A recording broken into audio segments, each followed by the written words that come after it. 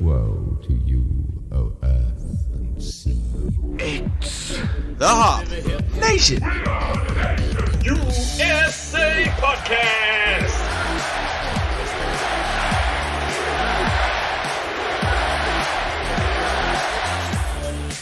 It's episode 200 of the Hop Nation USA podcast.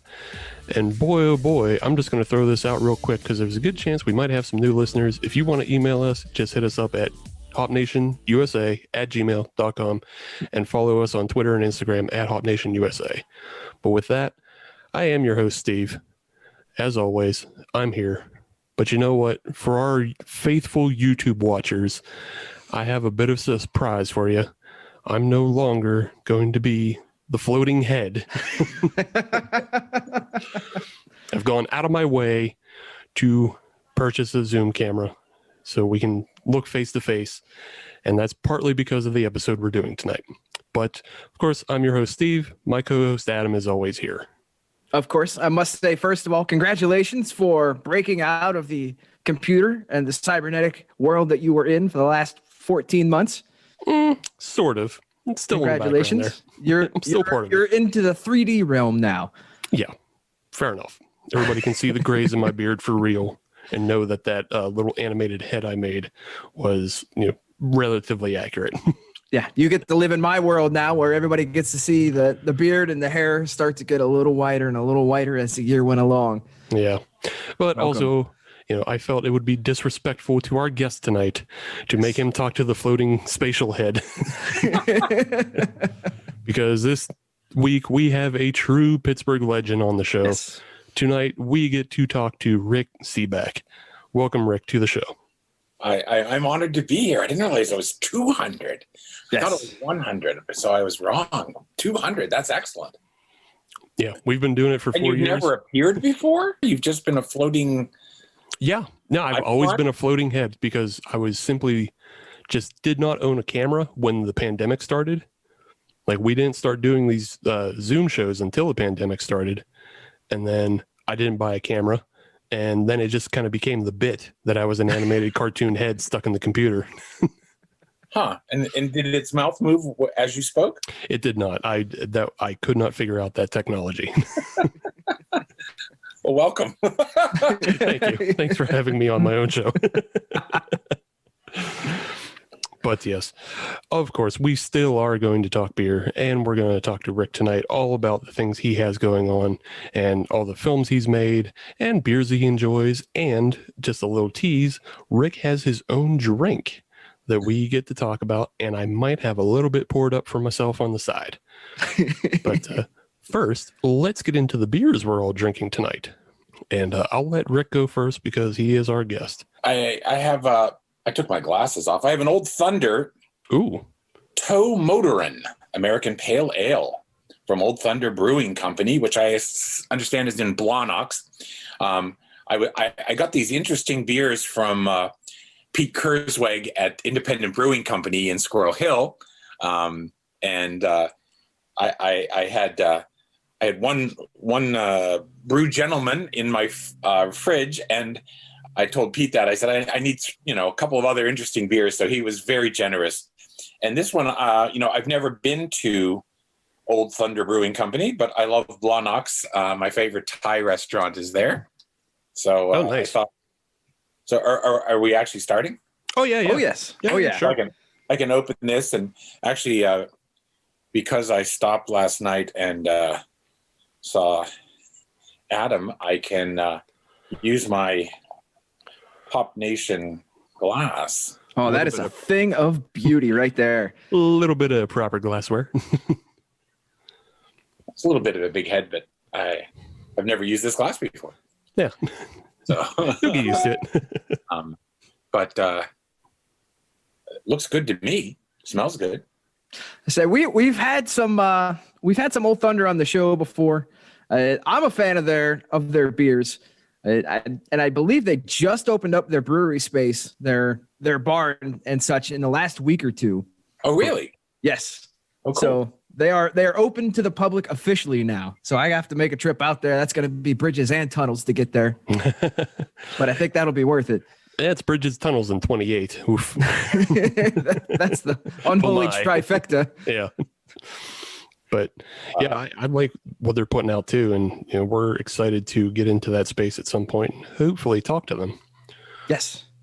I say it's really good. It's a little, maybe a little peppery, but very, very good. Nice. Nice. Happy. It's a American Pale Ale. So that's my little bit of spice, but not too overwhelming. That's cool. No, not at all. In fact, it tastes great. Good. Awesome. I think I was a little bit thirsty too. I can't really throw stones because I'm about halfway through my first one already. All right, what is that? So I have something from Verona. This is the Inner Groove 5-foot bunch. This is their Hefeweizen. And this is the first time that I think I have had anything from Inner Groove on the show. And I got to say, this is an absolute winner. I am a big fan of Hefeweizens. Second week in a row, I've been able to have one of those. To me, Hefeweizens are an absolute staple when it comes to the beer portfolio. If you can make a good Hefe, you know what you're doing. This one, like I said, I already gotten into this one. So when I poured this out, it did have a nice fluffy head to it, like most Hefeweizens and wheat beers should have. So right off the bat, I already knew they were doing something right. And what's nice with this beer, since it's a Hefeweizen, it's supposed to have a good banana-y flavor to it. And with the name 5-foot bunch, you would expect that. And fortunately, Inner Groove absolutely nailed it. And it's got a good banana flavor to it. It's got a touch of the clove that you would expect with a Hefe, but it's much more on the banana side. And from what I'm drinking so far, I think this is probably one of the 5 best Hefeweizens I've ever had. Wow. And so I'm really impressed with this beer. I am a fan. That's a lot of praise, especially for somebody who drinks a lot of Hefes. How many brew pubs do you think there are in Verona? Is it just one? Inner Groove? I've been to a brew pub in Verona, and I assume that's the one we're talking about, Inner Groove. They had the Pittsburgh Smokehouse truck there like on a Sunday afternoon, and I followed the Pittsburgh Smokehouse truck. And, I stopped by, but then I went in and had a beer too, and it was really great. And that's pre-pandemic. Yeah. It seems very free and easy right now. Remember those days when you could just go up to the truck and walk into the bar, and everybody was having a good time. We will get back there, though. We will. I think so. One way or another, we'll get back there. Yeah, especially, weather is getting nice now. A lot more food trucks are showing up again, so it's pretty easy to just go somewhere, and as long as it doesn't rain. The food truck business hasn't been hurt that bad by the pandemic. That they, in fact, my friend Andy Winsco, who runs the Pittsburgh Smokehouse, said that the whole idea of a food truck showing up in a neighborhood really took off during the pandemic. That, they could just come and park in a neighborhood, and people would know that, we can come get dinner, don't have to cook, something different. And he said that he was enjoying that quite a bit.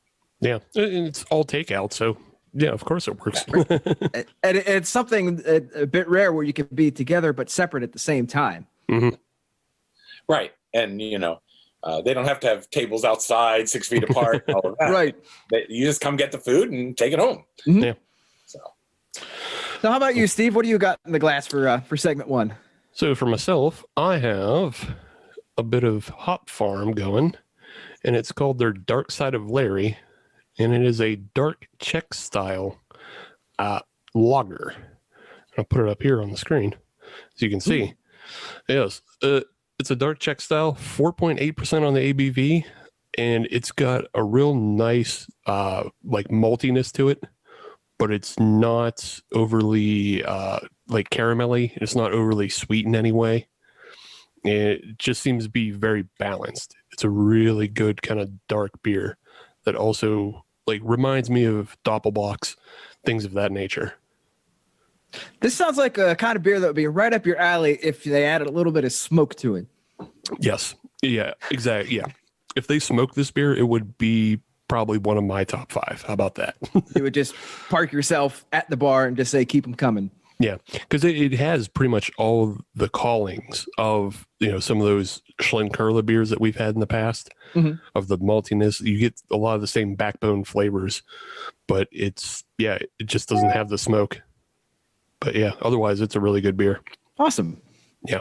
I don't believe that I've seen that. That must be a new one from Hop Farm. I don't believe I've seen that out and about yet. I think I saw it come out a couple weeks ago, but other than that, Hop Farm has got that kind of new distribution into the areas that we shop. So we've been seeing a lot more Hop Farm at like House of Brews, and I saw this one and I like darker lagers, so I picked it up. And we like Hop Farm, so what's not to lose? Yes, both. Both are good. So that's what we're drinking in segment 1, and now we're going to get into our guest, because it's episode 200. We have to celebrate the show. And obviously we're celebrating with a Pittsburgh legend, because our show is also a Pittsburgh legend. How about that? At least in our own minds. Yeah, I can stay humble, right? Are most of your guests Pittsburgh people? We have expanded a bit, again, because of the pandemic. Like it opened it up, but like most of the time, we're speaking to a lot of breweries in Pittsburgh, and as things are opening up, we can't wait to get back in and start talking to brewers and letting them tell their stories. So, but we also kind of like the ability that we've had to speak to people all over the country, that these Zoom episodes have opened up. Cool. Yeah, but first and foremost, I want to get back in the breweries.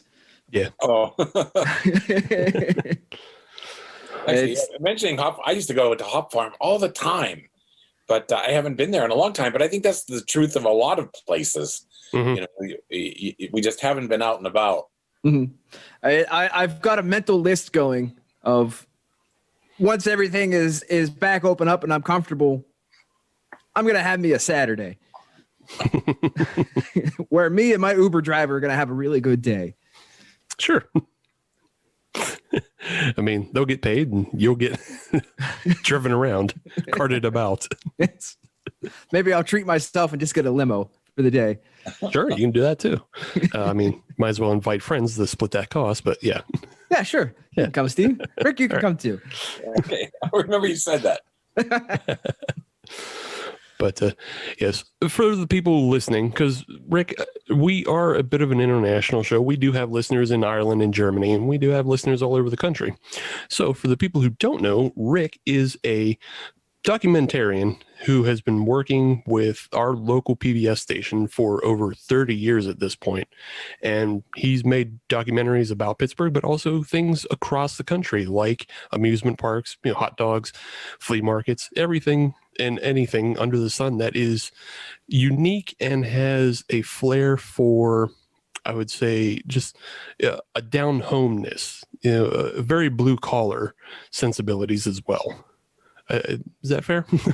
That's nice. Yeah, I don't mind that. I always say, I try to find parts of American culture that maybe we take for granted and see if I can celebrate them. That's sort of the way I look at it, whether it be sandwiches or cemeteries or whatever. It various parts of the culture that pay a little bit more attention to. I mean, but I'm totally convinced that if you look at anything long enough, it's interesting. So, and I guess like going to film school, like you kind of learn when you do documentary film, you learn to find the stories. Even if it's quote unquote mundane, you kind of learn to find the stories because every story has a person behind it. Right. And so that's why, you're talking about things people take for granted, but there's a lot of stories behind all of it. And I think one of the best examples is you did a series called Things That Aren't Here Anymore, and then Stuff That Is Gone, which was a lot of Pittsburgh things that, people don't get to experience because they're gone, of course. But you had interviews with people. I was watching the episode where you interviewed a woman who did the Party Line radio hour. Yeah, Wendy King. Yeah, Wendy King. Her and her husband did the Party Line radio hour, and then you were able to talk with her in a more modern day setting and looking back at that. And she obviously has a story to tell with, coming up in very early media, especially in Pittsburgh on KDKA, like when that was one of 3 stations to listen to, maybe. Well, I mean, it was a clear channel station, so especially at night, people all over the country could get it, and that's when Party Line was on. Actually, I often use it as an example. I think Party Line was on 6 nights a week, for 12 years, and then it was on 5 nights a week for another 20 or something like that, an incredible amount. And when I did that story, I went to KDK Radio and said, what have you got in the way of an archive of, Party Line? Nothing. They didn't have one. Oh, they didn't keep a thing. No, because you know what? Back then, in those days, people didn't think, oh, we need to make a tape. We need to keep this, that kind of stuff. I would say in general, people assume that TV stations and radio stations have vast archives. And that's totally not true. Actually, I saw somebody who sent me a thing that I'm sure all the stations in town have video about the opening of Century 3 Mall. And I thought, probably not. They may have been there, but I don't think they kept any of that. There are bits that they have, but usually they're squirreled away by someone who works there, who had a connection or something. And sometimes that's what you got to do, is find the person who has the goods, Wendy was, I've used her sometimes as an example of persistence. I just kept calling her. I remembered that show from when I was a kid because my grandmother listened to it religiously and my mother often turned it on as well. And KDKA radio sort of ruled at the time. It was AM, 1020. And her husband had died. I'm going to say he died in 1970 or 71, and she hadn't really talked about it since. But I thought, well, let's see if she'll talk now. And, it was many years later. And I just kept calling her, and it was fun to talk to her and to hear her voice again. And finally, one day she said, listen, I think I'll do this, but I'll only do it if you'll do it in my attic. I said, wow, that's spectacular. And in order to get to her attic, you had to go through her clothes closet. And we shot all that. We taped all that and getting up the stairs and all of that to where she had boxes, not of tapes, but of memorabilia and files from when she did the show with her husband. And it was merely a matter of he was doing this show at night, and then she would just go in and sit there in the studio with him. And then all of a sudden, it just started to make sense that he would talk to her because she was there. And so, she wasn't originally a planned part of the program, but she became an indispensable part of it. So she passed away a couple of years ago. I got to go, I remember, to the memorial service, but she was a great woman and, a voice that for a long time, everyone in Pittsburgh knew. And, it's another example of, no matter how popular you are, once you're not there on the screen and all of that, you'll fade fast. But at least you were able to, again, make an archive and have some record of her story. Oh, right. And through her, I was able to find someone in her family who had saved some tapes. And so we have tapes, and you can hear them say, hello, Party Line. The thing was, there was a call-in show, but you never heard the caller. And they would, sort of rephrase everything as they heard it. The technology existed at the time to put the caller on, but they didn't want to do that. And so as a 7th grader, I knew the answer one night to one of their questions. They would have these party pretzels where they would ask a trivia question or something like that. But it was something we had just had in school. The bird with the largest wingspan. And I knew it was the South American condor. And so I called. My mother said, go call, call and tell them that you know it.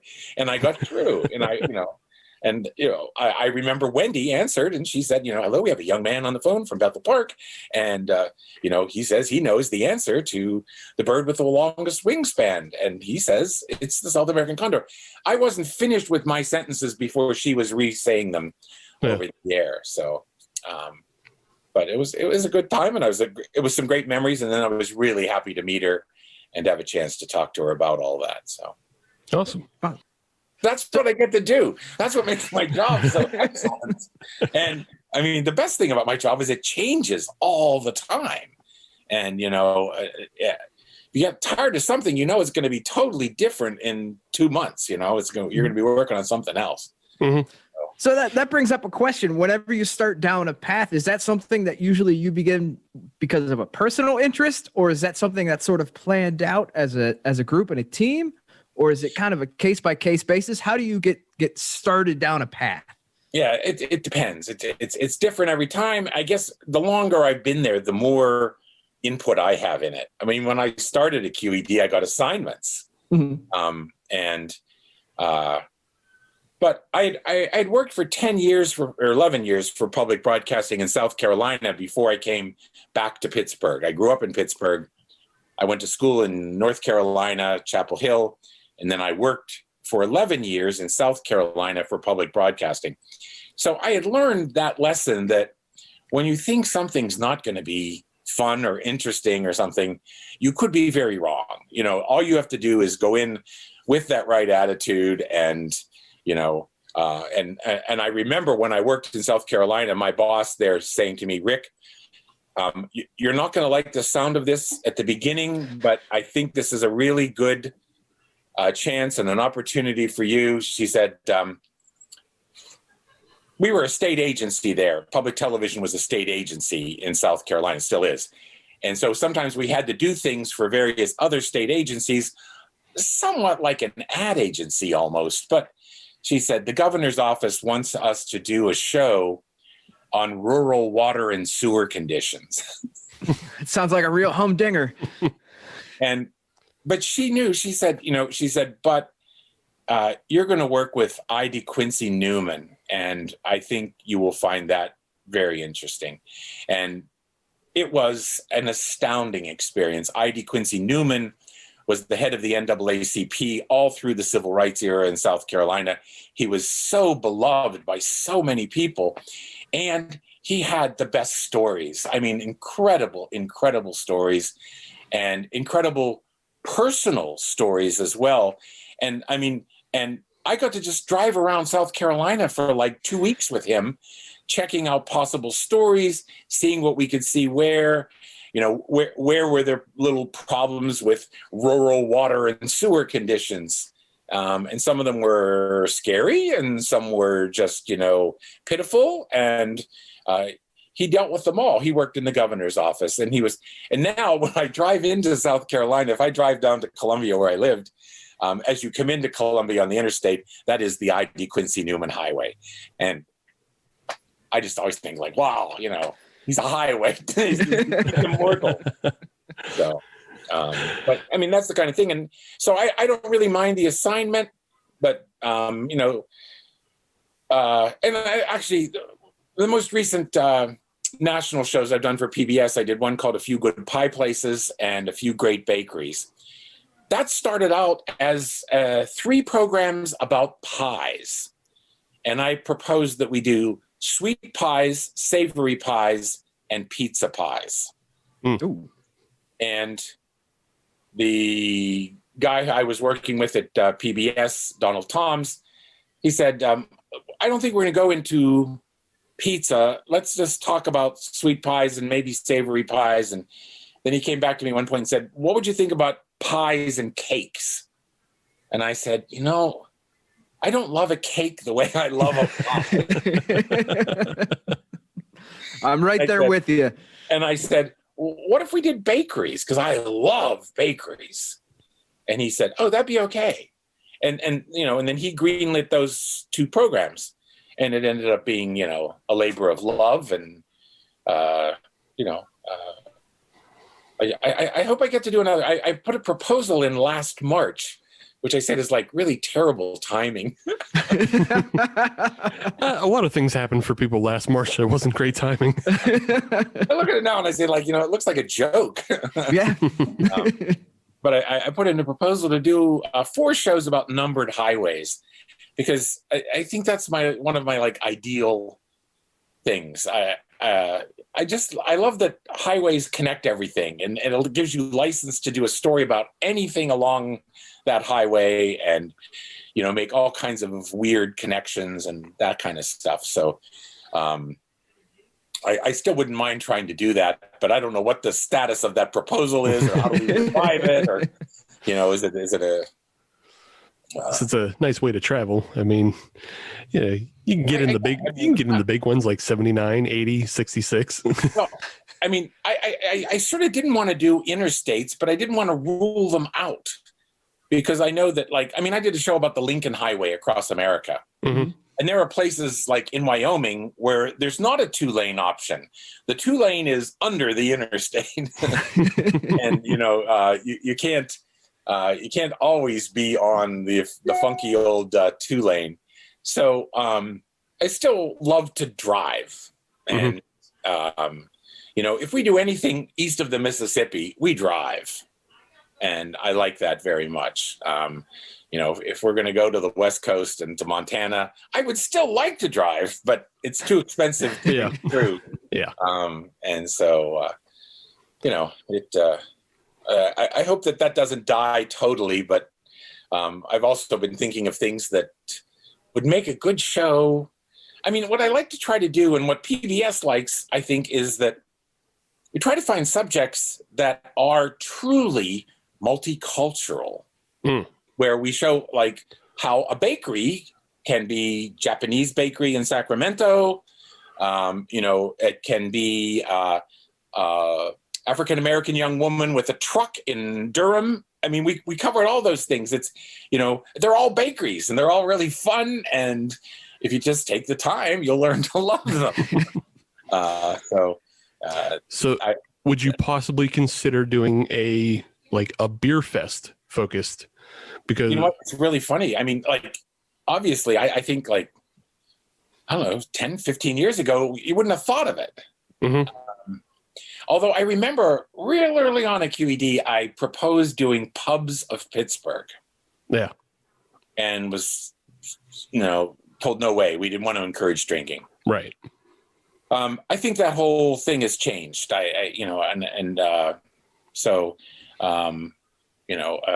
Yeah, but thinking to the future, we have Barrel and Flow Fest that's occurring in the Southside Works, and that's obviously like a multicultural event. But there's also a whole bunch of other beer fests across the country. Like you have Oktoberfests in Columbus, Ohio. You have some more stranger ones that are out in the West. We have Fresh Fest right here in Pittsburgh. Well, that's what Barrel and Flow Fest has become. I see. That's their name. Fresh Fest became Barrel and Flow. Yeah. Yeah. This is the first year it's not called the Fresh Fest. Right. Yeah. It became Barrel and Flow, but that's a huge multicultural event because it's not just beer; it's music, it's art, it's food. I was going to say, I often think it's the best beer festival that I've been to. Agreed. Absolutely agreed. Yeah, it's really up there. It's so wild, and it lets you know of a world you didn't know existed. Mm-hmm. I think I've been to beer festivals like at the Carey Furnace, and they're great fun, but there isn't that mix of people, and that's what I loved about the Fresh Fest or of Barrel and Flow. Yes. Right. Yeah. Barrel and Flow. Yeah. So like the one at the Carey Furnace, that's Beers of the Berg, and that one's pretty good because it focuses on Pittsburgh breweries, and then there's the one that's like at the David L. Lawrence Convention Center, and that's all very corporate, and that one's even more. I don't think I've ever been. Yeah. Don't bother. that one's for like young kids to just go get wasted at. It's not. Say, Steve, your gray beard is starting to talk now. Yeah, it's fine. I'm old. I don't care. I don't need to put money in their pocket. I don't care. I say I can't really make fun because I'm older than you. So yeah, but well, I mean, I can remember, in my the first hour-long documentary I did here in Pittsburgh, which would have been in 1987 and 88, I think, called The Ma and the Al and the O. Mhm. I went to Iron City Brewery because I wanted to show that, Allegheny River water came in and became Iron City beer, and then we had great shots of people on pontoon boats drinking beer. And at that point, Iron City was unusual in that it was a great local beer. Right. If I went back to visit friends in South Carolina, they would assume I would have at least 2 or 3 cases of Iron City and Icy Light in my car. Now, what would you do? There's so many beers. But I think the most amazing thing is that beer tastes so much better. Mm-hmm. Oh, absolutely. Than it ever did when I was in college or anything. Talk about, the gray in your beer. Beer was like, it was almost water, and now it is just like, so many different flavors and tastes, and, the effect of this kind of hops and that kind of hops. And, it's endless. It's just, and it's wonderful. It's like an explosion of pleasure that you didn't, I don't know that I would ever have predicted it, or, but I think it's a wonderful part of modern life. Yeah. I assume it's a little bit maybe like in the late 18th century when there were a lot of little local breweries, and Mm-hmm. If you went to this town, you would have a different beer than if you went to this town, and it would depend on which part of Germany that guy came from. Right. Or, Right. yeah, You're absolutely right. And a lot of it is also dependent on like just kind of the crops that we have compared to what was in the past. Like you're talking about the hops. We have so many different hop strains compared to like the 3 or 4 that were pre-1800s. So, yeah, but were they around? You Not think really. they've been like genetically modified now that they're new, or yeah, it's a lot of them? it's a lot of crossbreeding. I think there is some wild ones that were maybe found, but I think there's a lot of crossbreeding, and then just like climate, temperature, where they're grown, because we're getting a lot of stuff that's grown out of New Zealand and Australia now. There's a lot of things that come from South Africa. So yeah, Right. No, I think we did an amusement park up in Oregon, and I think it was the hop harvest time of the year when we were there or something, and I just thought, I never thought where that came from. yeah. You got to think like 1700s. Most of the time, hops were grown like here in PA, Right. but like nobody had even moved into Oregon. Like that was Right. There was no Oregon. yeah, there was no Oregon. Hey, yeah, Lewis and Clark is until 1803. Right. Right. And I don't know that, I don't think there was a Native American beer, but Not that I know of. They may have had some sort of like maybe corn fermented drink or something like that. But my history isn't good enough. To know. Beyond that, you start getting into stuff like the chicha, but that's more Central and Southern America. Right. Exactly. I think everybody had their own specialty drink, but yeah, it wasn't like a beer as we would know. Mm-hmm. Right. I don't know what makes something a beer. Is there what is the basis? Does it have to be hops, water, barley, and yeast? That's it. Yeah, pretty much. That's the old German Reinheitsgebot. So if you go by that, as long as it has those 4, it's beer. But if you post that question on Twitter, you'll get 800 different answers. That's yeah. Because then people get into Swedish sautés, and then you have like more French-made spruce tip beers that didn't really rely on hops. So yeah, it's whatever. It's the Wild West. Beer is just the Wild West. Yeah, but and that's great. Yeah, for sure. Great. It's really nice. So speaking of beer, though, let's get back to the ones that we were drinking. Rick, if you would like to come back to your Old Thunder, how's that treating you? I'm really enjoying it, and I just thought I might pour the rest of it in this glass. I'm sorry. There we go. These are hops over here. I don't know what the background is supposed to be. It was based off a video game that came out, Cyberpunk 2077. I don't expect you to get it. It's fine.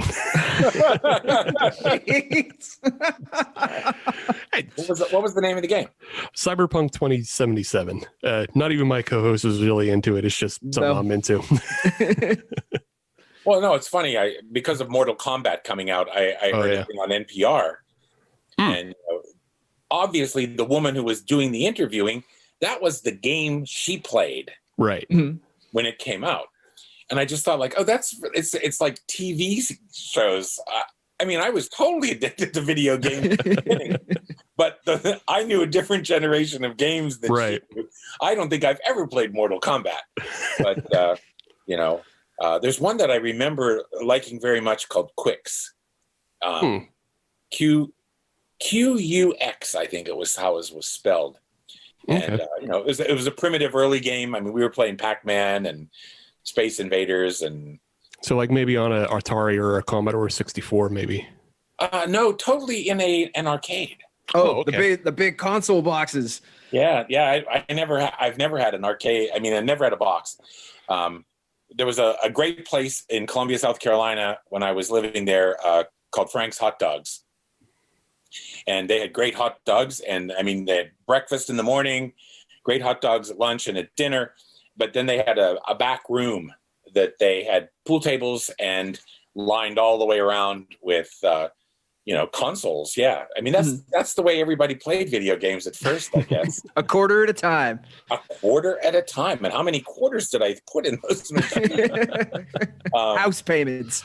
Well, I think, you can think about that. How many quarters did you put in? We're going to take a quick break and we'll come back with segment 2. And I'm actually looking forward to talk about Rick Sebak's new cocktail, also known as the Gentleman's Breakfast. So we'll get into that in segment 2 and we'll be right back. First Sip Brew Box is a one-of-a-kind subscription service for craft beer lovers based right here in Pittsburgh. Every month, First Sip will send you a box full of craft beer enthusiast essentials, including t-shirts, glassware, and even food. Right now, our friends at First Sip Brew Box have an offer for you. Just sign up for a 3-month subscription and get your 4th month free.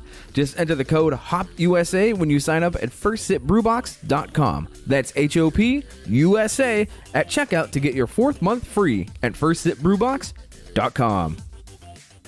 Welcome back to episode 200 of the Hop Nation USA podcast. I'm still Steve, Adam's still Adam, and Pittsburgh legend Rick Sebak is still Rick Sebak. That's right. That ad break did not change that much on this show. No, I didn't. But yes, we're also still drinking beer. So let's jump right into our beers for the second segment. And I'll go first. And I'm drinking some Brew Gentlemen tonight. And I've got... Very nice. Yes. Some people are participating in No IPA May, but that's not me. Because I have a Brew Gentleman Overgrowth, which is very much an IPA. But it's nice, refreshing. It's an American Pale Ale brewed with Nelson Sauvignon and Mosaic hops. Anybody who knows the program knows that I love Mosaic hop beers. And obviously, that's why I picked this one up. 5.2% on the ABV. And I tell you what, when you pop that little Red Bull can that they have, it's incredibly fresh. Like, it hits you right on the nose. Adam, you'd hate this beer. I as a participant of No IPA May, I would expect that. Yeah. But it's generally kind of soft, but there is a bitter back end to it, which is what you would hate. And it also just has a lot of bright citrus notes on it. But yeah, good drinking beer otherwise. I'm enjoying it. Adam? So taking a look on the video version, does it have a bit of haziness to it there? It's hazy. Okay. Yeah, it's a very light pineapple juice. So it's definitely New England-esque. Sure. I don't even know that people define New England anymore. I think it's just like, man, this is the way IPAs are now. We don't filter. If it's not West Coast, it's New England. Exactly. I get that. Yeah. Adam, what are you drinking? So for me, I have something from a newer brewery in Harmony, Union Brothers Brewing. This is their Sauced. It is a blueberry mango sour beer. This clocks in at 5.5% ABV. Just like in the last segment, I kind of got into it a little bit. So it doesn't look that great on camera, but looking at it here live, it does have a nice kind of a deep blueberry puree kind of look to it. Okay. It's really good. I really like it. I know we've had Union Brothers on the show before. I really like the sour program they got going on there, and this is another winner. Yeah, I like what they're doing. Yeah, we've had the sauce before. I think it was the mango, just pure mango one that we had previously. Believe, yeah. This is definitely not a diet beer. I will tell you that. No, it's candy desserts. That's all it is. It's treats. And what fruits were involved? It was blueberry and mango. Sounds good. Oh, it is delicious. Oh. And it's labeled as a sour, but this again goes back to sort of the fruit puree sour, where it has more of a tartness rather than a straight up sour. Steve, I think you would be about this one. Yeah, I like previous versions from Sauce series, and again, you're saying it's so fruity and sugary that it kind of balances. So yeah, I'm into. Oh it. yeah, you drink 2 of these, you'll be bouncing off the walls. Great. And Mr. Sebak, what are you drinking this segment? Well, I haven't opened anything yet. I also have a brewed gentleman here. Oh, nice. Muchos mahalos. There we go. There you go. I don't think I'm going to do that, but I wanted to acknowledge that that's probably what I drink the most of. Brewed gentleman. I live in East End, and I live in Regent Square. It's a quick drive down Braddock Avenue. I can be there in 10 minutes max. Yeah. And I like the way they've set up the delivery system now. I mean, I don't think they canned a beer before the pandemic began. Not really, no.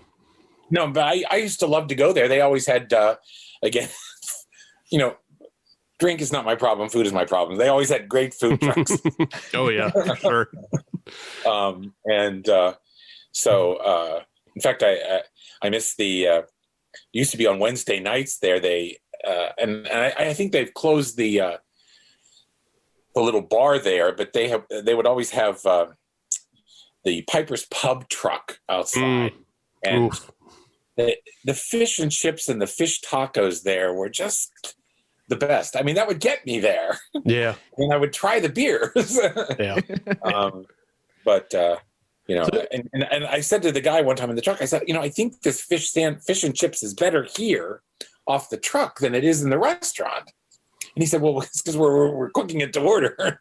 Right. Yeah. You get the fresher oil out of the fryer. And you get it as soon as it's ready. You get it. You walk right into the bar there and everything. So, but I do love their beers, and somebody comes to town, I always like to try to have some Brewed Gentleman. And when they first started, they actually sent me a 4-pack, and I did a little video about it on my front porch because it was so nice and unexpected. And I think their cans are beautiful. Yeah. Yes. Yeah, they're very simplistic, but they stand out. You called it something. You called it just the way they are designed. They're very similar to the Red Bull cans. Oh, really? Like that energy drink, because they're only about 12 ounces.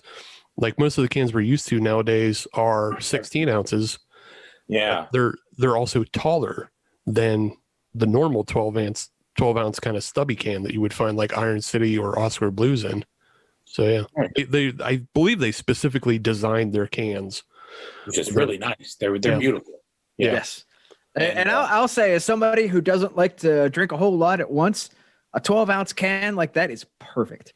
Yes. Well, it's funny because that's what I also have an East End wheat hop here. And I like East End beers a lot. I helped them a lot when they first started this 90 neighborhoods thing. Oh, yeah, yeah. Doing a different beer for every neighborhood. And it's funny because I hadn't realized until I read something recently, and I thought, I used to go to all those, everyone that I could. It's been, because of the pandemic, I don't think they've been doing them so much, but there were many neighborhoods. I remember Overbrook was a great time. And there was one over in the, I guess the Mexican War Streets. There was a great beer, and I mean, all over. Scott's been very, very kind to me too. Mm-hmm. So, then I just because your beer, Adam, interested me, and this is only 12 ounces too, I may try this. This is my great friend Matt Conrad who lives now in Silver Spring, Maryland, he brings me beers when he comes to town, and this is called Dutch Monkey. Oh, Okay, and it's a sour. It's from Seven Locks Brewing in Rockville, Maryland. And I just like the idea that you're fruity beer, and this says with strawberries. ooh, Interesting. so we're having a virtual fruit salad right now. Yeah, and I like the way yours look too. I don't think this is quite that fruity. You know, it doesn't have quite the depth. But I also want to say I like beer out of a small glass. Yes. You know, often when you go somewhere and get a draft, it's in a giant, thing. But if you sometimes in thrift stores and stuff, you'll see old beer glasses, and I'll pick them up just because I like the fact that they're, a quick beer. Oh yeah. Old thrift stores are great for older glassware, and as well as steins. Like if you're looking for old beer steins, you can find a lot in thrift stores. I've picked a couple of them. Can I just say that this is the most strawberry beer I've ever had, and I really like it. Oh, nice. Say strawberry is usually one of those flavors that's really hard to capture in any sort of quantity because it's mostly water. So it's hard to be able to capture that flavor. So they must have done something really good. I really like it. I mean, it's what was it called? I was called Space Monkey. It's called, I'm sorry, I think I said Dutch Monkey. It's called Bitch Monkey. Oh. Dutch Bitch Monkey. I read it as Dutch, but it's bitch. Bitch Monkey Sour Ale with strawberries. Huh. I would do this again. It's, for times when you find yourself on a bar stool and not in a kayak slicing through Great Falls, you've got your next adrenaline rush covered. This is a sour ale that unleashes a tart reminder that life is short, but water is rowdy. So, nice. I like it. It definitely also sounds like an outdoorsy beer, though, as well. Nice fruit flavor. Yeah, I mean, at a picnic, it would be great. Mm-hmm. So I find it very. You said this was near Rockville, Maryland. That's where they're out of. Yeah, Rockville, Maryland. Don't go back to Rockville. There is actually a whitewater training facility right near there on the Potomac. Oh, maybe that's what they're talking about. So I'm curious Probably. if that's the tie-in there. Yeah, the Bitch Monkey has an oar and is in some kind of canoe, see? Oh, yeah. That makes sense. That's got to be it. I wonder if there's some sort of local nomenclature that we're just not keyed in on. Yeah. Yeah, some Baltimore lingo. I would say this is a surprise and a really good one. Nice. I don't know if you... I learned a lot about beer at Piper's Pub. Yeah, that's a good place to learn. It must be... Oh, boy. Could it be as long as 10 years? It's like 7 or 8 years, I would guess, ago.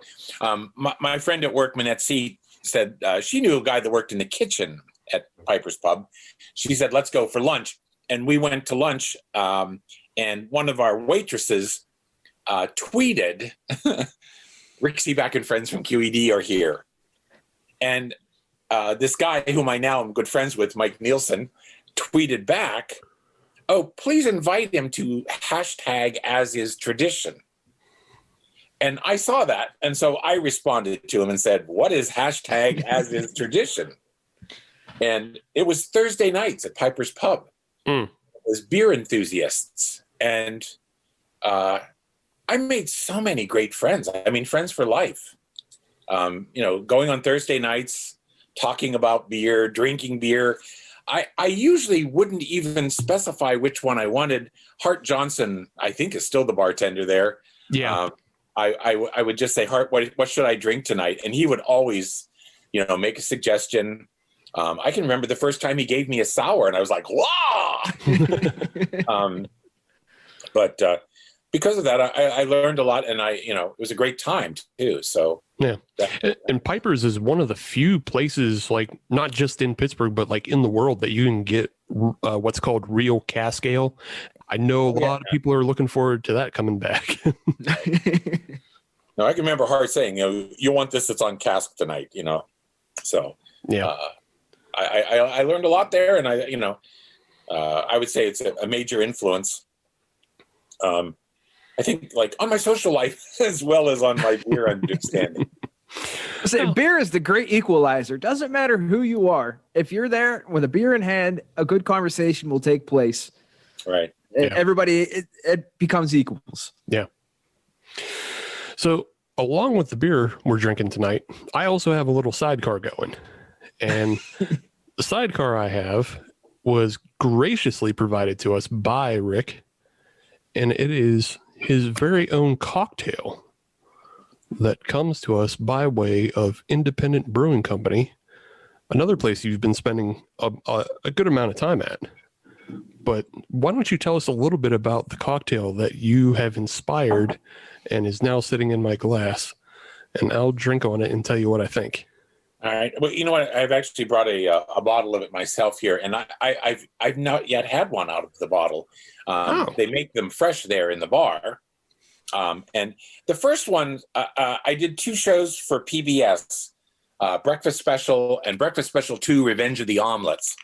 And at that time, I think Independent Brewing had just opened, or was recently opened, and they sent me a note and said, hey, we have a drink that we're going to name after you. Why don't you stop by? And so that's why they had 2 names. They weren't sure if I was going to be upset or say, no, you can't do that, or, you know, you owe me $1 million.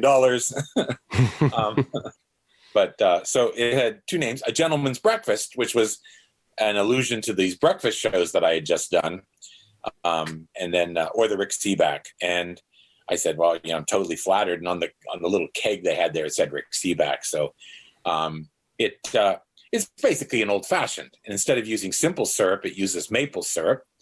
And I fully intended for tonight to try and get the correct garnishes. But I didn't have an orange in the house. I had a lemon, so I put a piece of lemon peel in here, and it's supposed to have a piece of orange peel and a chunk of candied bacon.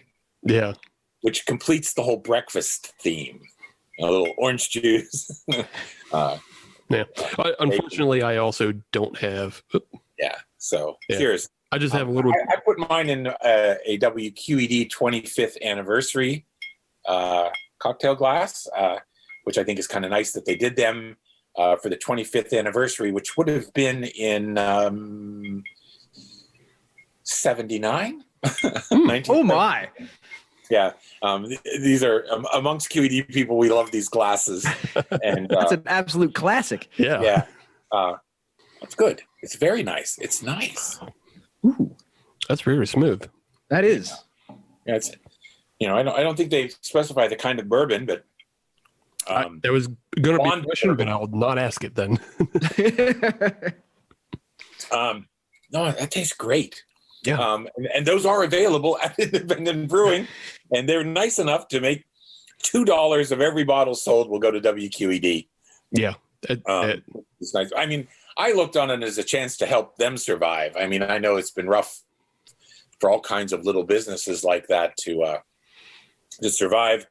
And actually, because of the drink and all of that, I got to know Pete Kurzweig and Adam Henry. Adam Henry actually made the drink. Okay. And he's now, I think, a little more associated with Hidden Harbor, which is next door. Mm-hmm. But they both own both of them, and along with, you know, they're the 2 visible owners. And the Hidden Harbor wasn't open yet when the drink first came out. But I mean, they're very careful about everything. Their kitchen is great. The food is great. The drinks are spectacular. And so during the pandemic last summer, you know, some people make sourdough bread during the pandemic. I've been baking cookies, and I make these cookies based on an old recipe of my mother's, but I add all kinds of ingredients. They're sort of catch-all cookies. And I just made a batch, and I saw on Facebook that it was Pete's birthday. So I texted him, and I said, hey, are you at the bar today? And he said, yeah. And he said, you know, I'll be here from 3 on or something like that. And I said, I'm going to drop by. He said, come early. So I was there by 4, and he said, we'll have a beer here on the sidewalk. And we did. And then he said, now I got to go. He said, I'm really sorry, but I'm playing records tonight. And I said, what do you mean you're playing records tonight? And he goes, on Wednesday nights, we play old vinyl records. And I'd never noticed that on the front of the building, it says the Independent Brewing Company, beer, cocktails, something vinyl. And, vinyl is part of the whole shtick there. And he has an old dual turntable from his college days, so you can set one up and all of that, and be sort of an amateur DJ. And so I just said to him, I want to do that. I said, we love that. And I said, I have I still have all my vinyl from high school and college and all of that. And I said, I'll bring my own records. And he goes, that's even better. So I think I've done it every Wednesday since. And it's been during the pandemic, it's been something that I look forward to. And I'm all by myself. There's a bartender usually within view, and where you pick up your to-go orders. They do a lot of food to go. That is not far from where I sit at this dual turntable, but I wear a mask all the time, and except when I'm eating or drinking something, and it's just been a really wonderful. I don't know why I like it so much. But I play what I hope is an unpredictable, totally eclectic mix of records. Nice. So when you get into that, do you have a set plan of the kind of a genre you want to dig into for that evening, or is it just on the fly? Yes and no. Sometimes I plan in advance. I did 2 nights when I played. But I mean, it all depends on what I have in my collection. I have a significant collection in my spare bedroom, and I hadn't touched it in 20 or 25 years. But now I've been through it many times, and I keep going through it and discovering things. And because I've been doing it for so long, you give yourself license to play with things that you might not have done in the early days. Mm-hmm. And so tomorrow night, this Wednesday night, I'm going to play all soundtracks. Ooh, oh, nice. So, I mean, soundtracks are great because some of them already provide that weird mix that, you might have a classical number next to, a doo-wop song kind of thing. And that's really what I like. I said, I like to put artists up against each other who you might not ever expect. Mm-hmm.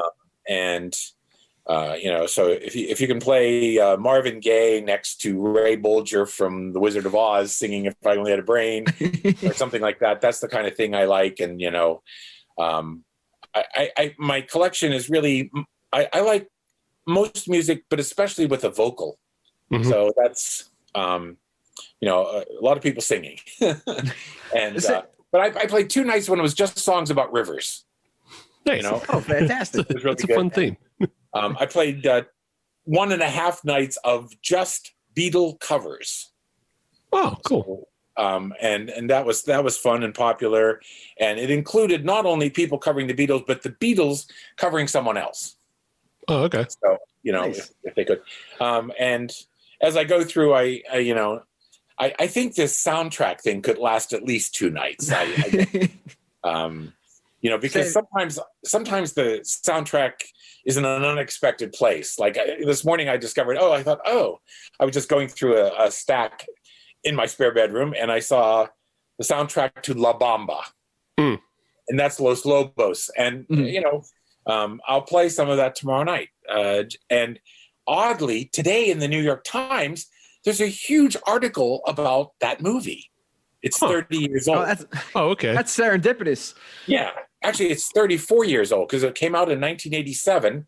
But they did a follow-up article because it was one of the first Latino-oriented movies. Mm-hmm. It's the story of Richie Valens, who died in the plane crash with Buddy Holly, like 1 year after he started to record. And so it's, sort of a tragic story. But Lou Diamond Phillips played him. And so they interviewed Lou Diamond Phillips. They interviewed the director of the movie. It was unusual. But I thought, just by serendipity, I pulled that out this morning and read that article today. So, I like that kind of stuff. Yeah. Was say, was there any artist or genre that you kind of rediscovered through this, going through your archives, that you kind of lost through time and then came back to? Wow, that's a really good question. Probably many. I always have kind of had a love of country, so I think sometimes we forget about that. But there are bands that I'd forgotten how much I liked. The DBs.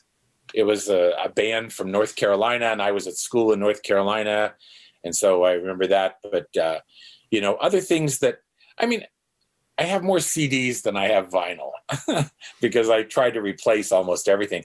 In fact, I was asking a couple guys last night, does anybody have a vinyl copy of Bat Out of Hell?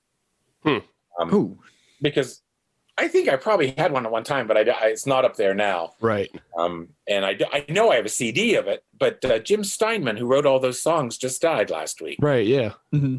And so I thought, it'd be nice to play some of that just because I love that album. And I saw Meatloaf live once at Graffiti in North Oakland, and I would say it's one of the best concerts I ever saw. It was in the off years when he was playing places like Graffiti. Right. He wasn't playing, the Civic Arena or something, but he had two girls in black leather jackets and fishnet stockings, and they were singing backup, but they treated him with such disdain.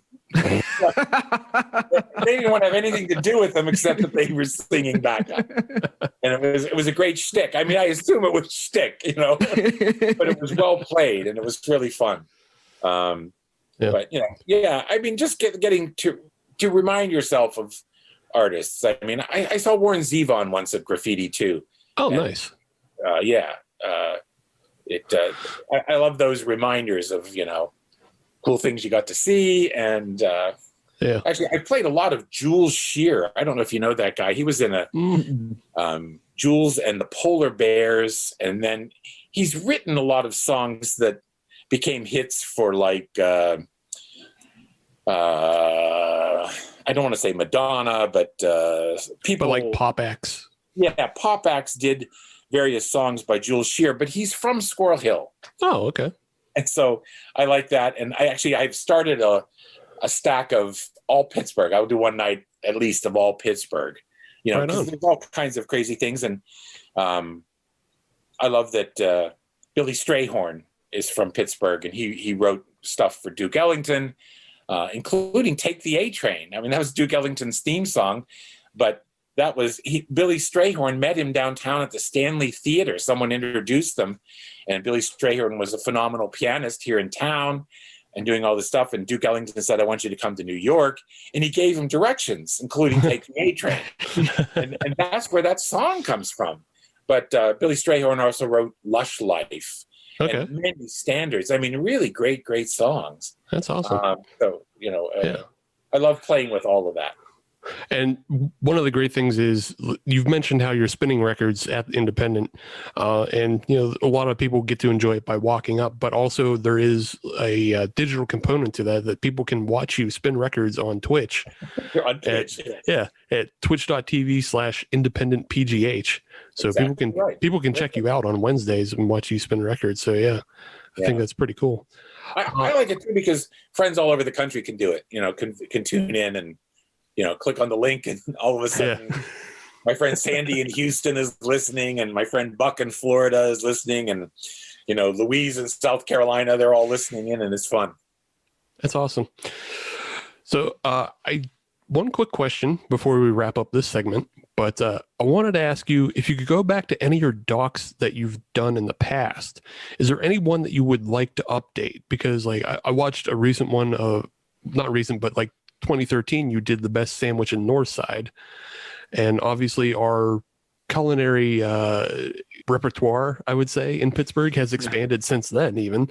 But is there anything that you've done that you would like to go back and revisit and update because you found something better that you want to add to it? It's a great question. I've often thought, I did Holy Pittsburgh early on.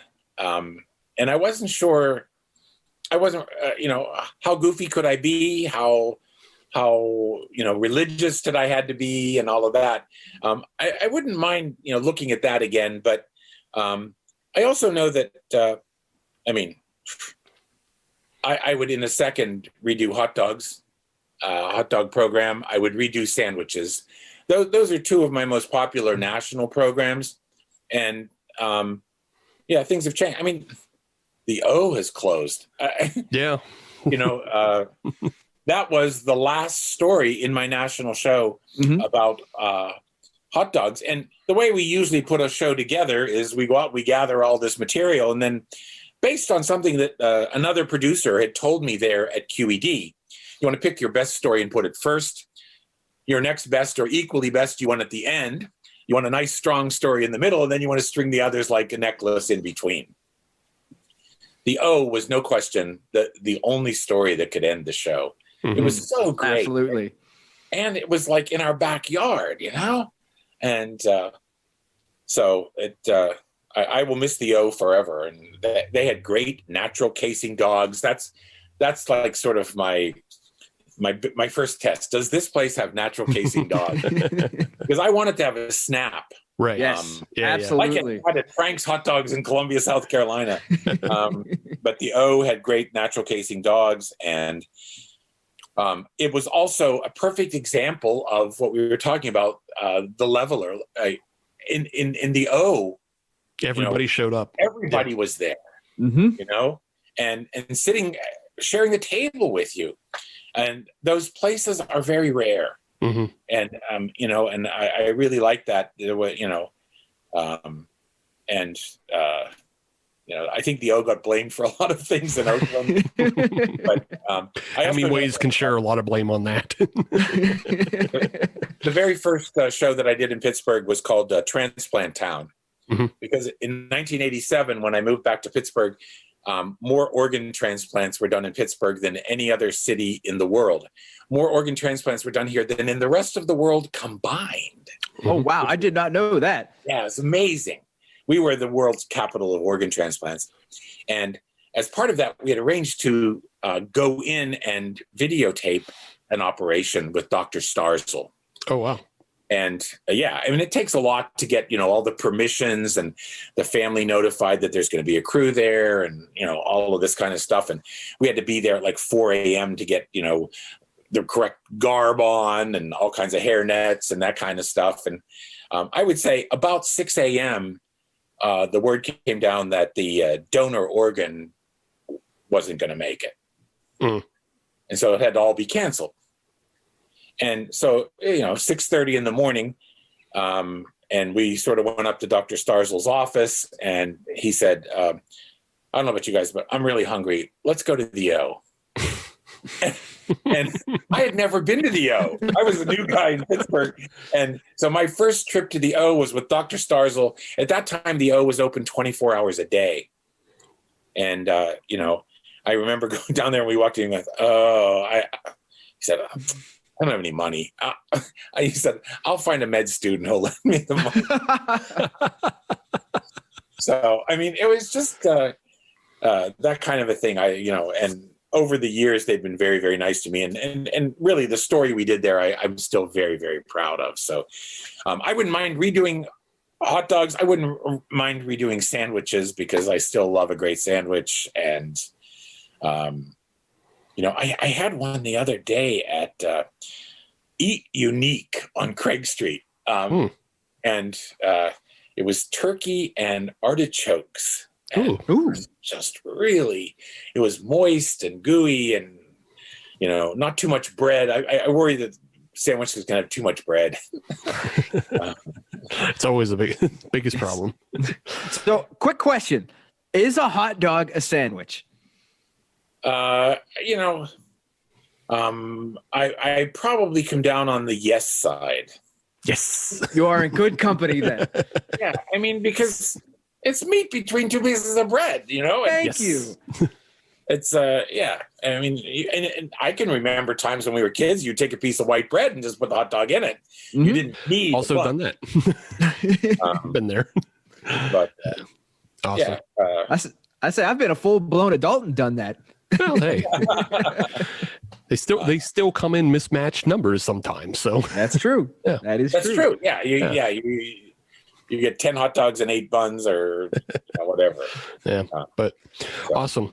Well, I think we're going to wrap up segment 2, right. And then we're going to come back with segment 3, and we've put a little game together for Rick. We're going to play a little Would You Rather, and we have some, hopefully, interesting questions for Rick, but also, some that really make him debate. All right. So we'll be right back with segment 3 right after this. Are you tired of watching the same old awesome movies? Are B movies more your style? Then the folks over at They Call This a Movie have you covered. Join us every Thursday as we review the worst of the worst in sci-fi, action, comedy, and more. We are available on iTunes, Stitcher, Spotify, and Podbean at theycallthisamovie.podbean.com. They Called This a Movie, testing the strength of friendships, one terrible movie at a time. Welcome back to episode 200 of the Hop Nation USA podcast. And we're still live with Pittsburgh legend Rick Sebak. And we're going to play a game this segment. And we're going to ask him, would he rather? But first, we, of course, are going to get to the beers that we're all drinking in this segment.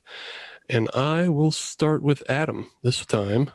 So before we get to that, I wanted to mention some of the other shows that we are now on equal footing now that we have reached 200 episodes. Oh, fun facts. We have the same number of episodes as Coach, Beavis and Butthead, Sailor Moon, and That 70s Show. Oh, great. So we are upper echelon. Take that, Craig T. Nelson. And how many years do we have to do this to get on the level of Simpsons? Oh. Well, I'm pretty sure our children will have to take over eventually. Good enough. But in episode 201, we will be on equal footing with The Office. So we'll take the power back from the eastern side of the state. But do you know how quickly we were able to beat The Office British version? So fast. So fast. So fast. Unfortunately, Ricky Gervais took all the money. Yeah, so yeah, none left for us. Well, one thing or the other. You get either a whole bunch of episodes or you get the money. I'll take the prestige, please and thank you. All right. And I'll also take the beer. Yes. This is another local favorite. This comes from Hitchhiker. This is the Shakes. This is a coffee porter. Clocks in at 5.9. I mean, it's a porter. It's a good looking unit. It's got that nice dark and it's got a good roastiness to it. We've had the triple shakes on here before. Mm-hmm. I mean, that's just an absolute, that's the kind of beer you need to plan ahead with a little bit. This one, not so much. This is just a good old fashioned coffee porter.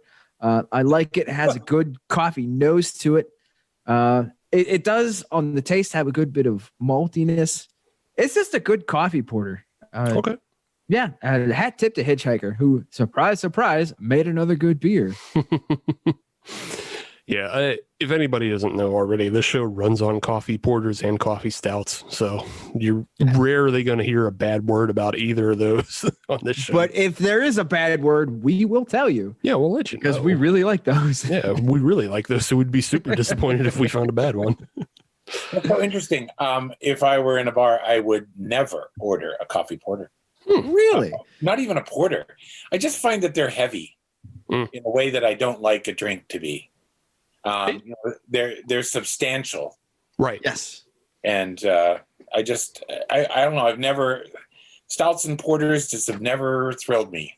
Yeah. So if you're sitting down with a stout or a porter, like that's definitely, you're either going dessert and you're ending your night on a dessert, or you're headed towards like a big steak dinner. That's what I think coffee porters and stouts go really well with, is just like a nice big steak dinner, and then you're headed for a nap. So, Oh yeah. but if you coffee, I don't want it till the end of the meal. fair enough. Yeah. No, I often remember I've been to Ireland several times, and one of the first times I was in my great grandmother on my mother's side is from County Donegal, which is up in the northwest corner of Ireland. It's as far north as Northern Ireland, but it's not in Northern Ireland. Okay. It's still in Ireland. And in Donegal town, there's a great pub there. I've been several times, and I went in there the first time I ever went in, and I sat at the bar, and the bartender said, "What can I get you?" or whatever. And I said, "I'll have a Guinness." And, you know, he poured it and brought it over. And the old man sitting next to me said, "Just so you know, you don't drink Guinness here." I said, "Oh, yeah?" And he said, "It's from Dublin. It doesn't travel well." Oh. And I said to him, "You should taste it in America." I mean, you know, Dublin is all of like 2 hours from Right, yeah. Donegal town, 2 or 3 hours at the max. But you know, it's so I then switched to whatever everybody else was drinking, you know, something more local. That's funny. It doesn't travel well. So for myself, I do have something that travels well enough because I switched. Usually I would say I'm switching to the rocket fuel on the third segment. But, you know, I'm still also drinking on this wonderful Rick Sebak cocktail, which is way higher on ABV. But I did switch to the rocket fuel as far as beer. And I have the Helltown Interdimensional Pterodactyl, which is a triple hazy IPA. And it comes in at 10% on the ABV. Ooh, boy. Yeah. It's a nice big beer. And honestly, Adam, you know, we talk about how you don't like IPAs. You could get by on this one, though. Really? Yeah, because again, it follows that rule of it's so big that it can't be bitter. Oh, does it kind of go into the like 120-minute IPA category? Yeah, absolutely. Like there's a little bit of bitter hopness, but it is so big and malty as well that I don't think you would be that mad at it. Okay. Yeah. Well, And I mean, also if I had 10%. two of them, I don't think I'd be mad at anything. No, not at all. It's also 10%, so you'd be fine. Have you altered the color in that picture, or is it you got the orange? Yeah, the photo is backlit with a red light, but the social media will see some other photos that I've taken. But I just like because now it gives me a little flair in my background. But yeah, it's good beer otherwise. Rick, have you? Do you have something you'd like to feature this segment? Well, I mean, this is another one of the wonderful things I picked up from Pete Kurzweg at Independent Brewing, and it's from Grist House. You know, Millvale, always near and dear to my heart, and it's Conspiracy Tangle. It's a New England IPA, 7.2, and I will give it a try. Nice. And I was debating at the beer store between this beer that I'm drinking now and the Grist House Phantom Stranger. So I'm glad Rick brought on a Grist House because now we've hit pretty much every popular brewery in Pittsburgh. I assume that was part of the deal. Yeah. You know, I even mentioned one from Rockville, Maryland. So right, yeah. Cheers. Here. Oh, another sip of this as well. It's nice and beery after that strawberry sour, which was so strawberry. And although called a sour, it was really sweet. Yeah, we've noticed that it's not like a great naming convention because like the one Adam was drinking, I guarantee, without tasting it, was more sweet than a lot of sours that you have. Oh, absolutely. Yeah, 100% agree. No, this tastes like something that I could drink with a meal, you know, and really like it. Yeah. And that's one of the things that we've noticed is it's funny how certain beers will, you know, they eschew themselves to certain things, whether it's, you know, kind of start the day or be part of the meal or be the dessert. And 20 years ago, you never had that with beer. No. Yeah, like beers now can actually just be the dessert. You don't even have to order a piece of pie, but you can. Yeah. Or cheesecake, as would be my preference, but That's it. You could just go to, you know, have an 11th hour slice. Yeah. But and that would be your dessert right there. Yeah. But like I was just saying, like I find coffee porters and stouts pair really well with steak, but like what Rick is drinking, I would probably pair that with like a chicken dish of some sort. So yeah. And what's fantastic is, go ahead, Rick. That I'd really like to do. I would really like to do a show on fried chicken. Ooh. If you need an associate producer, let me know. I'll work pro bono on that. Yeah. Just because, again, it's some, I think every culture does some fried chicken. Mm-hmm. Like chicken parm is fried chicken. Right. And Asian chicken is just amazing. Yeah, because you have like Korean fried chicken, and that's different from like tempura fried chicken. Yeah, I don't know if you've ever been to Chicken Bubbly in Oakland, but I have not.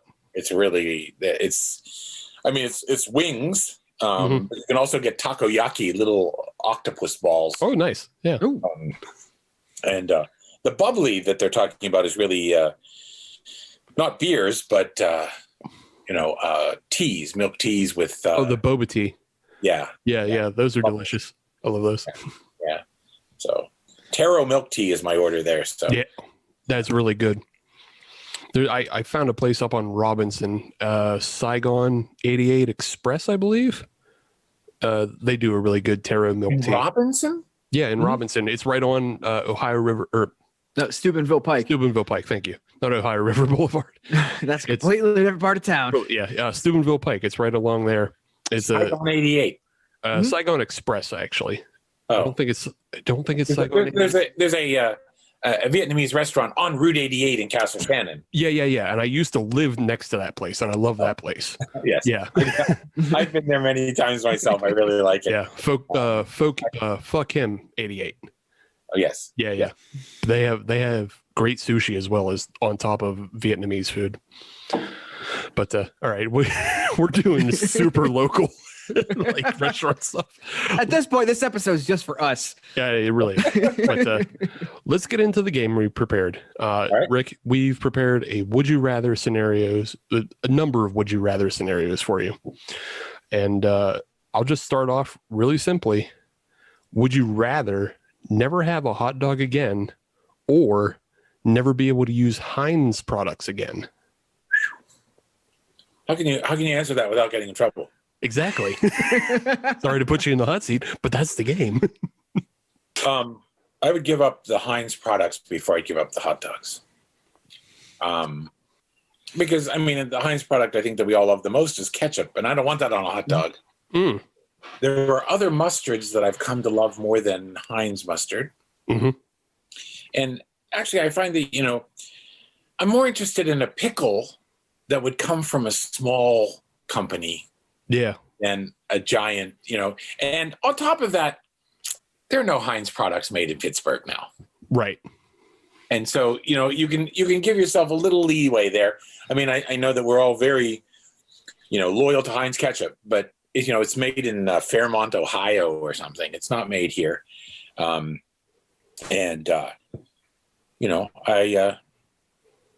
Before I'd give up natural tasting wieners, I would give up the Heinz condiments to put on them. Yeah. The snap is strong. Yeah. But it's a good question. Yeah. I'm right there with you. And it really is the crux of whether or not you want the ketchup, because I'm either a mustard and sauerkraut or just a chili and cheese hot dog guy. So I'm not really interested in ketchup either. So, well, the thing is, ketchup maybe for fries. I still love ketchup on fries, but I can also go with mayo. Hey, honey mustard is actually pretty good with fries too, if you want to try that out. So actually, I'll go sweet and sour sauce, like a fast food sweet and sour sauce with French fries. Yeah. You know what? But you could also make some concoction. Ketchup is really it's an Asian food, I think, originally that had all kinds of, you could do something probably with fish sauce and more anchovies and onions and garlic and that kind of thing, and make your own really wild ketchup. Oh, for sure. So I didn't say that, and and you can also just make the boom boom sauce, which is usually just mayo and sriracha or some sort of hot sauce stirred in together. So yeah. Right. Yeah. All right. But a great question. Okay, good deal. Adam, do you have a would you rather for Rick? As a matter of fact, I do. All right. Rick, would you rather have an open free ticket to all shows and sporting events in Pittsburgh or an open table at every restaurant in Pittsburgh? No question. It's tables. That one's not even hard. I mean, you could count the number of sporting events I've been to, on my two hands. And you know what? And many of them have been for work. It's when you do what I do, you realize that, I early on realized that there are enough people covering sports that I don't have to worry about it. All you have to do is jump on Twitter to realize that. Yeah. I mean, and I know people are very passionate about it, but I look at the sports section, but just glancing. You want to. I mean, I think everybody, or at least I always think, you want to be well-rounded. So you want to have a little bit of that knowledge, and you want to be able to. And I adore the effect that sports have on this town of Pittsburgh. When we're in a championship, this town is like levitated. Yeah. Oh yes. And I like that. Work is so much easier when the Pens are winning. Oh yeah, because everybody has something to talk about. Everybody's in a good mood. Stanley Cup time, if we're there, it's just amazing. It is. Everybody's in a sparkle kind of mood. There's an electricity in the air. Yes, totally. If we're going to the Super Bowl, actually, I don't know. Ernie Ricci, who has Ricci Sausage out in Kennedy Township, he talked to me about how that football making the playoffs really affects his business. Oh, I'm sure. I believe it. Big time. Yeah, the number of parties, the number of cookouts. One playoff game, he reaps in all kinds of benefits because people come to get sausage to serve at their parties. Yeah, that's great. All right, Rick, I have one that might be a little harder for you. All right. You go back in time 400 years to see what the confluence looked like before it was Pittsburgh, or you can go forward 150 years to see what Pittsburgh becomes. And it's just kind of like a 1 hour, almost like walking tour, just to, get a sense of how the city was before it was a city, or how the city will be in the future. What's 400 years? 1721. Yeah. Yeah. So like probably even before there was just a Fort Pitt. You're just seeing. Oh yeah. Several decades before. Yeah. I've considered that. I like that idea. I'm trying to think if I can remember the guy's name. I've never found this. I've read about it, but the first description of the point by a European is a fur trader from Detroit traveling to Philadelphia. I like it for several different reasons. His name is Michel Bessaillon. Okay. And his name is spelled 1,000 different ways. You can find Michael Bazillion, or but I like Michael Bazillion. That's great. That's a good DJ name. Yeah. I don't think before I read about him that I realized that we think of everything west of here as being newer, but Detroit is older. And that's because it was French, and it's it was so close to Canada. That was New France. It wasn't it wasn't the United States yet. But Detroit is an older city than Pittsburgh, and the Bessaillons or the Bazillions helped found Detroit. And apparently, his brother was working in Philadelphia, and he was traveling to see him. And he goes, "Oh, there's this place where two rivers come together," and It's just a sort of beautiful phenomenon, and it was enough for him to write about. That's the first known description of the point, and that's I'm going to say that's around 1720 or about the time we're talking about.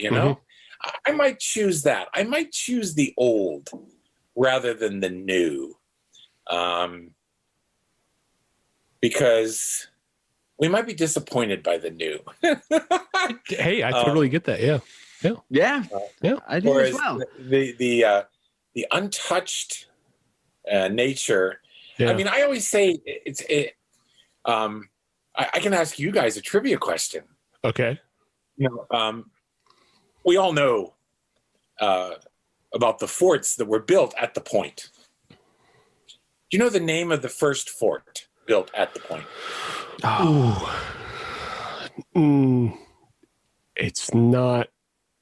It's not Fort Liberty, is it? No. Okay, then nope, I'm out. If I remember correctly, it was French, correct? No. Oh, well, then I'm right out. No. The first fort built at the Point was called Fort Prince George, and we never hear about it. Oh, all right. You know? No, I never knew that was a thing. Yeah. No, and the only reason I was in a bookstore one time and I saw a book that was like posters of American railroads. And I thought, I wonder if there are any pictures of Pittsburgh.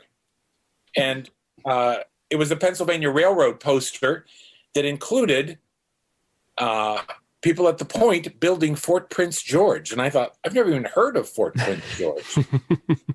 But it was like 40 Virginians who had come up here after George Washington had been here. You know, George Washington gives an early description of looking down from Mount Washington to the confluence and seeing that and saying, this is a strategic point that people should, know about. I say, the Native Americans were smart enough to not build anything there because it flooded all the time. Right. Bring on the Europeans who were going to build anywhere. But, and that's obviously a huge problem until the 1950s and 60s when they start building dams way up the rivers to control them. Even still today, though, there's sometimes you can't park. So right, exactly. We live in probably the only city in America where the,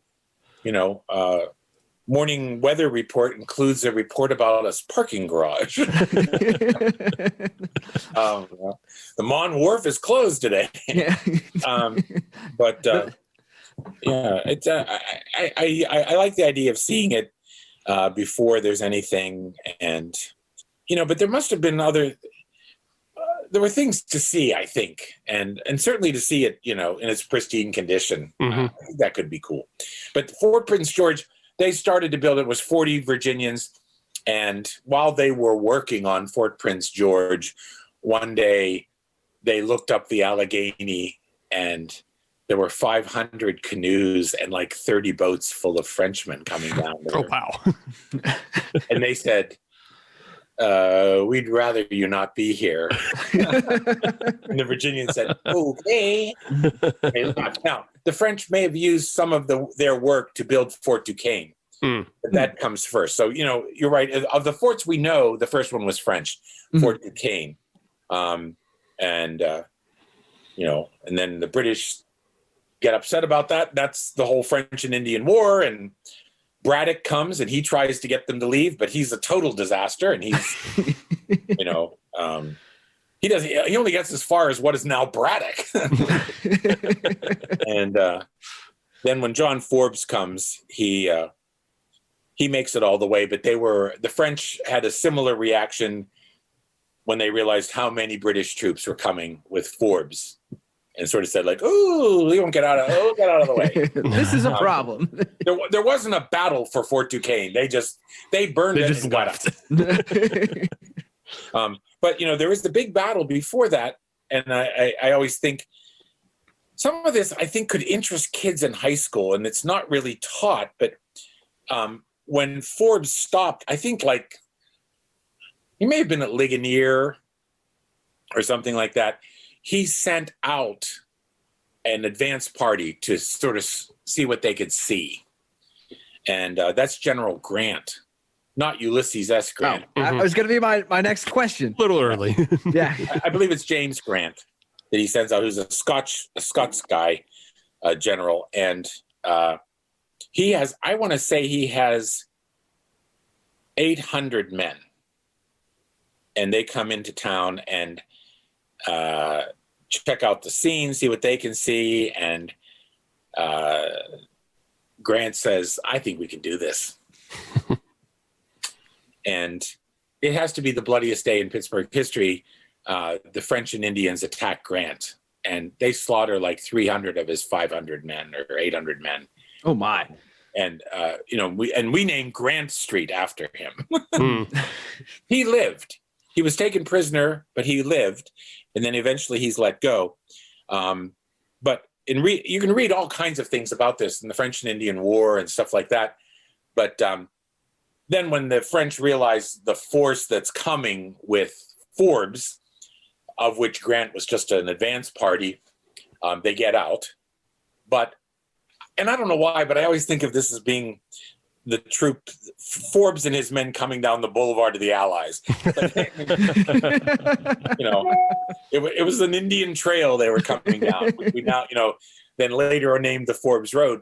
But the French and Indian had put the heads of all the men they'd killed on stakes so that when they came into town, that was intimidating. Mm-hmm. And I don't know, just that little detail, I think if I were in high school, that might get me to pay more attention to history. That would absolutely hook somebody. Yeah. Make somebody stand up and go, oh, wow, that's... Oof. So,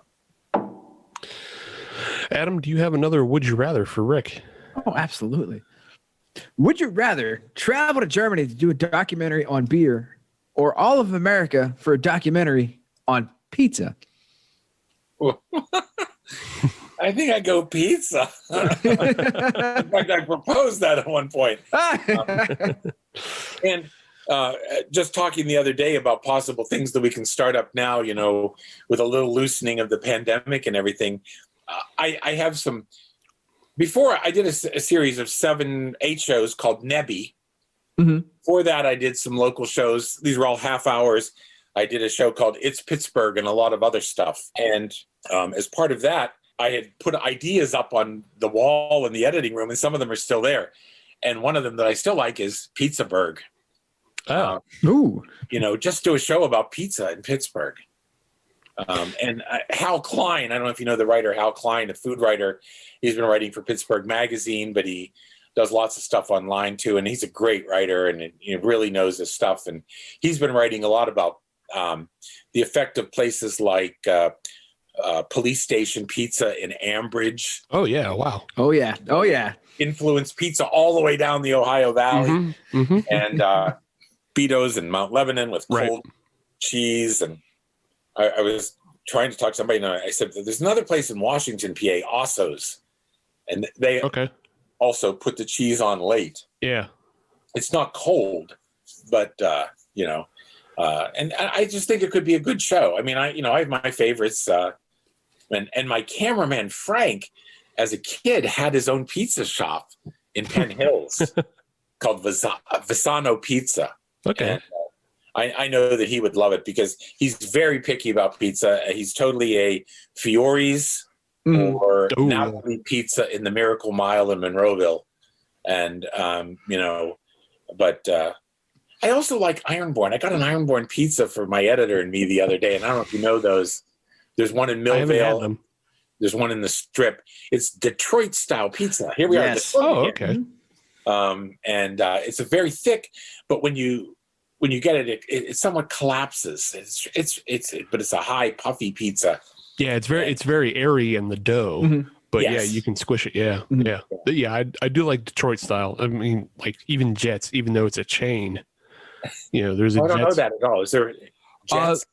They're on Banksville Road, if I remember correctly. Yeah, Jets is on Banksville.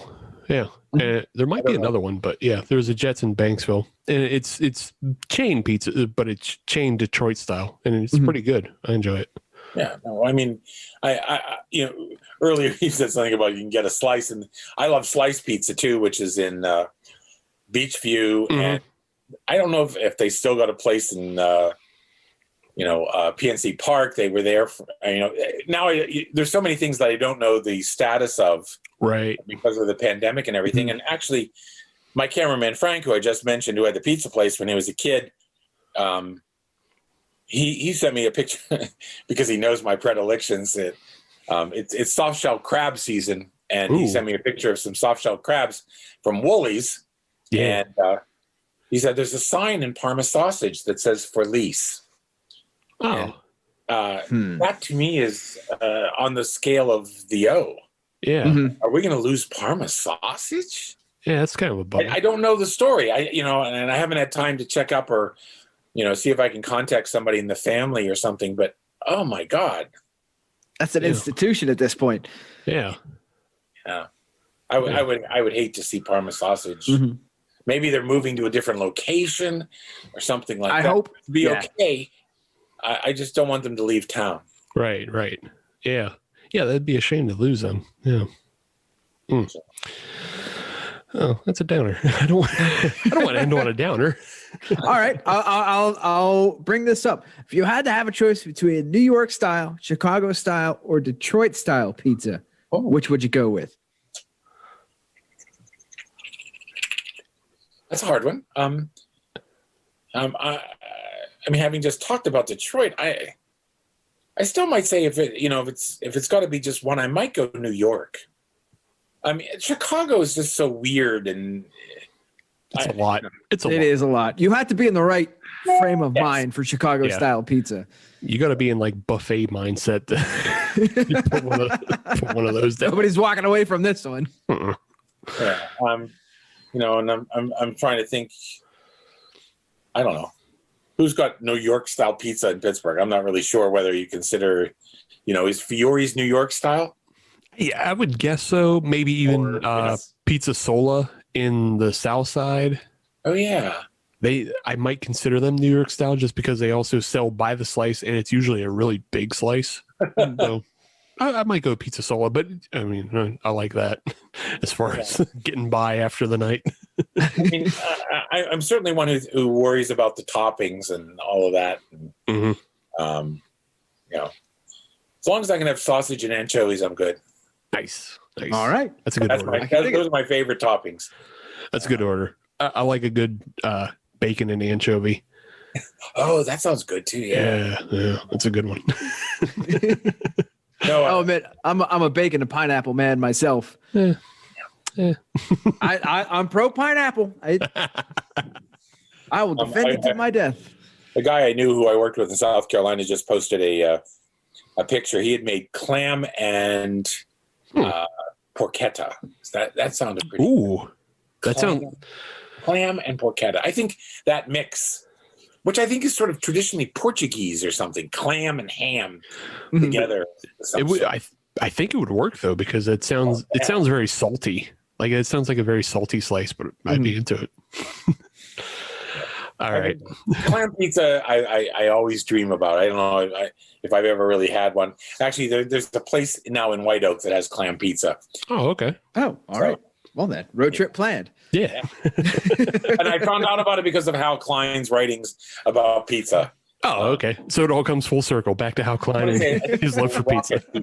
Rocket Pizza in White Oak. So. Rocket Pizza. Cool. But I also think we could do a great program about Pittsburgh chocolate places. Mm-hmm.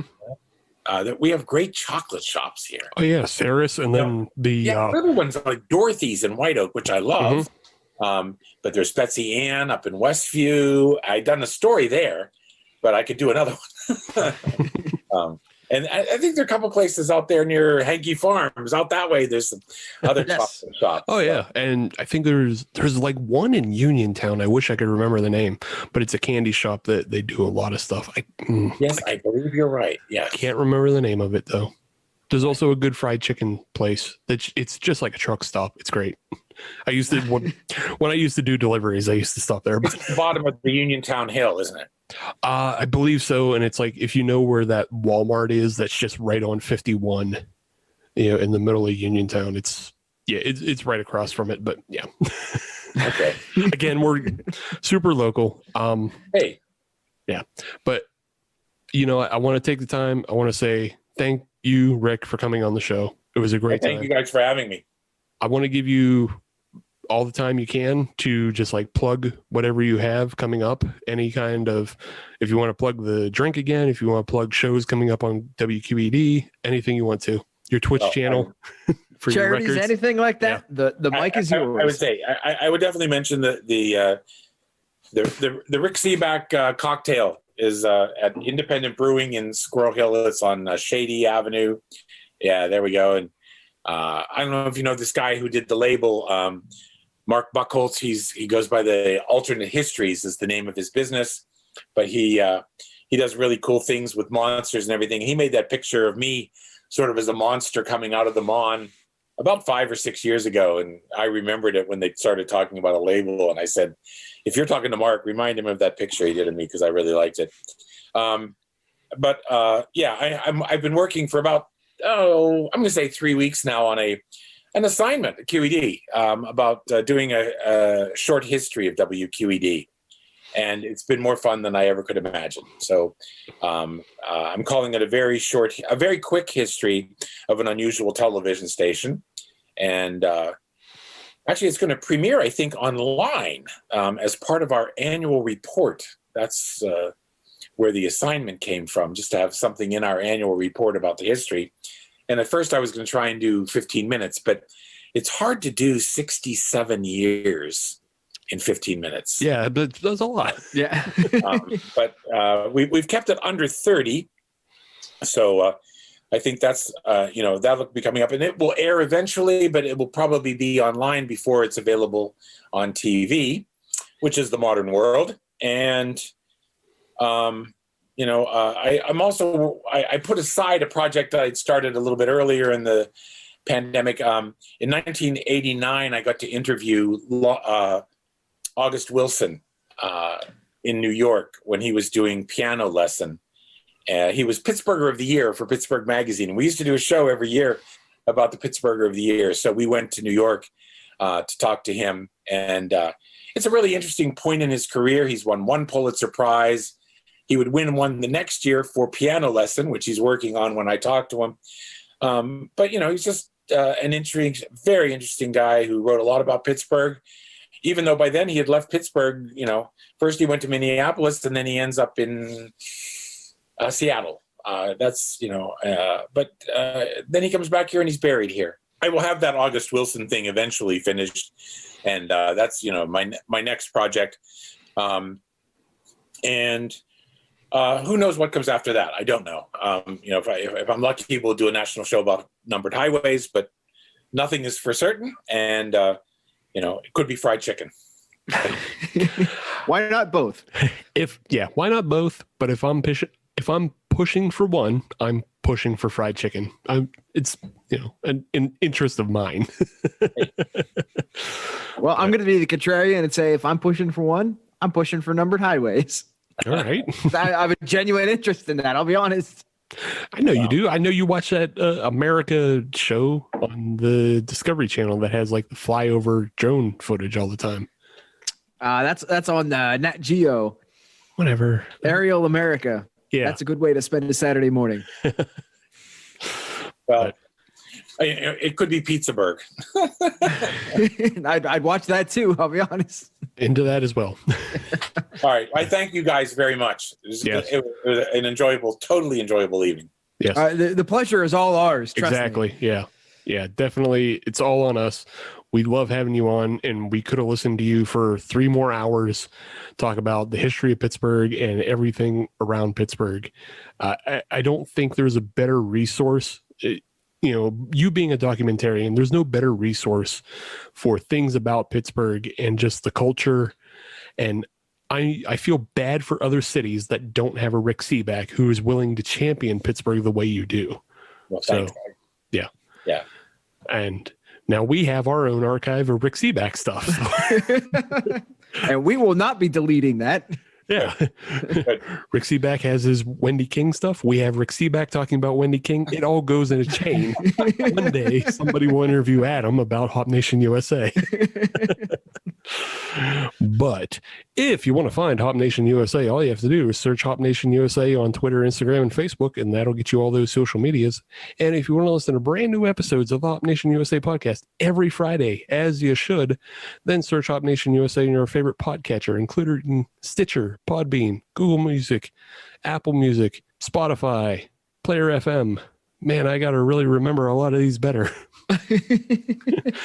But if you're on any of those platforms, leave a 5-star review, because we are a 6 canoes coming down the Allegheny show, but they only let us use 5. And that's a bigger crime than not hitting all of the pizza places that you can in Pittsburgh, because we don't have a style the same way we don't have a style for barbecue. We just kind of take what, comes to us and we just do whatever with it.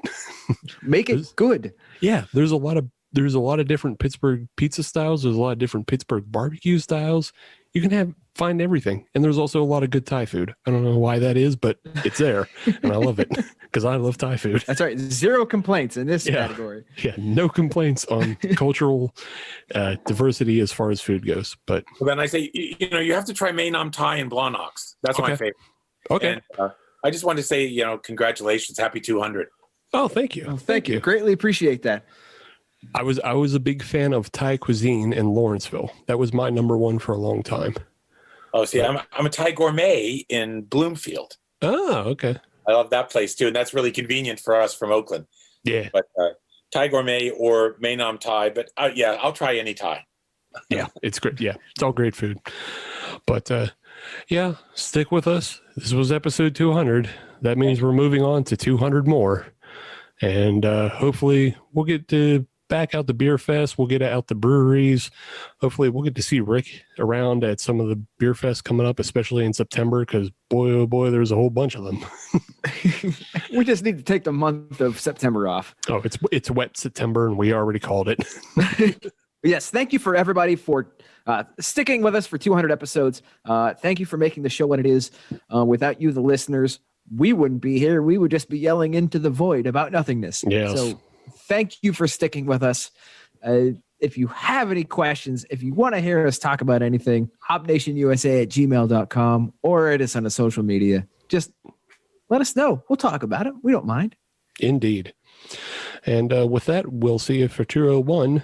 And I can guarantee within the next 10 episodes, we'll be back in a brewery. How about that? That's a Steve guarantee. Guarantee. Thank you, gentlemen. Thank you. Thank you.